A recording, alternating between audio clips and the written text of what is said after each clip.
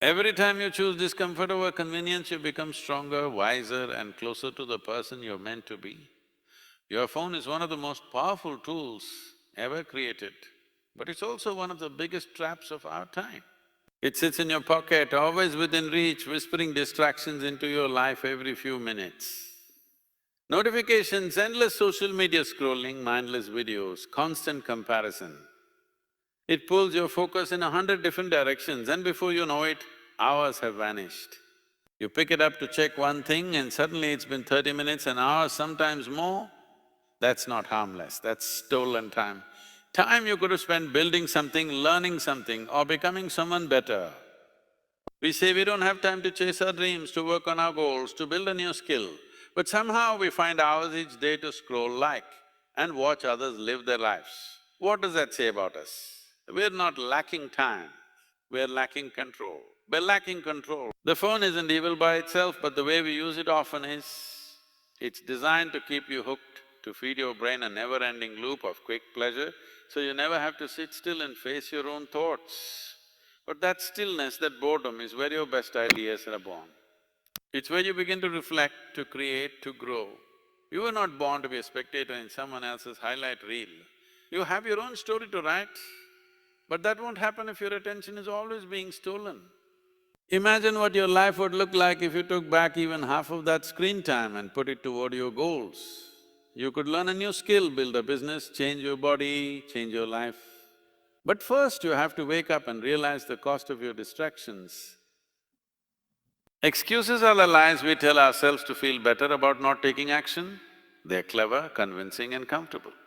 They whisper to us that it's okay to delay, that we're too tired, too busy, not ready, or that we'll start tomorrow. But tomorrow becomes next week, next month, and before we know it, years have passed and nothing has changed. The truth is, most excuses aren't based on real limitations, they're built from fear. Fear of failure, fear of judgment, fear of discomfort. So instead of confronting that fear, we hide behind reasons that feel valid but are actually holding us hostage. When you make excuses, you're not avoiding failure, you're choosing a slow and certain regret. You're convincing yourself that your goals can wait when deep down, you know they can't. Time is moving, life is moving, and every day you choose to believe your excuses is a day lost. It's easy to point fingers at circumstances, other people or bad luck. But real growth starts when you stop blaming and start taking full ownership. Because the moment you own your situation, you also gain the power to change it. It's not that you don't have the time. You just haven't made it a priority, it's not that you're not capable. You're just scared to start. And it's not that the perfect moment hasn't come, it's that it never will. You will never feel 100% ready, and the stars won't align just to make it easy for you. You have to move forward despite the fear, despite the doubt, despite the reasons not to. You have to call yourself out on the lies you've been believing and replace them with action. Because the only thing standing between who you are and who you want to be is the excuses you need to stop making. Dreams are beautiful, but without action, they're just fantasies. Everyone has a dream. Something they want to achieve, become or create. But most people leave those dreams floating in their minds, vague and distant, with no clear path to make them real. A dream without a deadline is just wishful thinking. If you want it to happen, you have to bring it down from the clouds and turn it into a concrete plan. That means setting goals, giving them time frames and holding yourself accountable.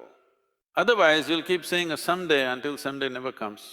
And it's easy to get caught up in inspiration, to talk about what you're going to do, to imagine how amazing it'll be when it happens. But none of that matters. But none of that matters without a plan. Clarity is power. When you know exactly what you want and when you want it by, your brain starts working differently. You begin to prioritize, to focus, to say no to distractions.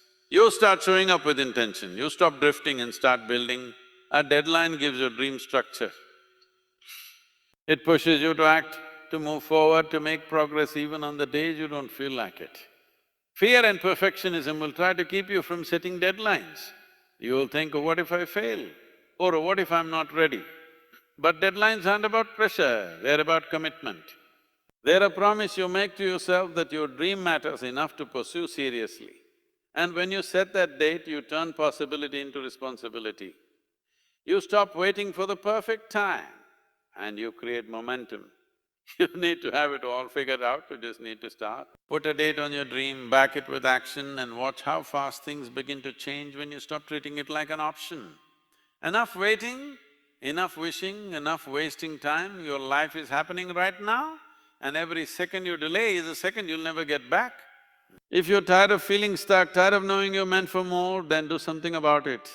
Not tomorrow, not next week.